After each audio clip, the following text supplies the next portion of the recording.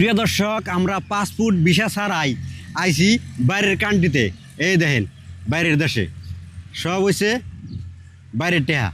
আপনাকে দেখাইতেছি যে টেহা কেনার কালার কেমনে কেমনে আর বাইরের টেহা কেমন। হ্যাঁ, দেখতে কেমন। ইন্ডিয়ান টেহা 1000 আছে, ওটা পকেট ছেড়ে নিলাম। এই যে দেখেন সে চিনেন কিনা 500 টাকার নোট নেপালের। তারপরে নেপালের আরও টেহা দামও এই যে 100 টাকার নোট। নেপালের টেহা দেখতে কেমন। আচ্ছা, এই যে 100 টাকার নোট গেল। আবার দেখাইতেছি এই যে 50 টাকার নোট। ঠিক আছে, এইবার হচ্ছে 20 টাকার নোট। এই যে 20 টাকার নোট দেখতে কেমন দেখেন। ক্লিয়ার আছে না বাবু? এই যে 20 টাকার নোট। এই যে 10 টাকার নোট। এই যে হচ্ছে 5 টাকার নোট।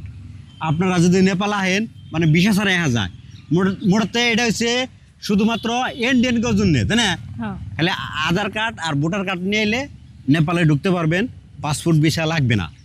আর যদি আপনারা অন্য কোনো কান্ট্রি থেকে আহেন তাহলে পাসপোর্ট ভিসা অবশ্যই লাগবে মনে হয়, অতটুকু জানা নাই অন্য কান্ট্রির বিষয়ে। যাই হোক, আর নেপালের কোনটা নোটটা বেশি ভালো লাগছে ওটা কিন্তু কমেন্ট করে জানায়েন। আর তুমি কী করবে কও? আমার ঠান কিন্তু নে এই যে 100 টাকার নোটটা ভালো লাগছে। আর আপনি কোঠান কোন নোটটা ভালো লাগছে একটু কমেন্ট করে জানাবেন।